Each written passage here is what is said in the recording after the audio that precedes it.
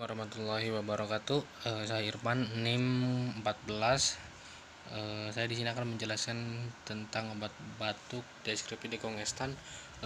Dekongestan adalah jenis obat yang digunakan untuk mengurangi atau menghilangkan gejala hidung tersumbat atau pilek. Obat ini bekerja dengan cara menyempitkan pembuluh darah di saluran pernapasan sehingga mengurangi pembekakan dan produksi lendir berlebih.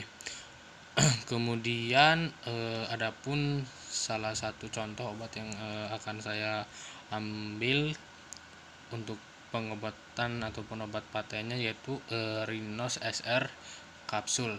Rinos SR merupakan obat dengan kandungan pseudoephedrine, HCl, dan loratadin dalam bentuk kapsul lepas lambat.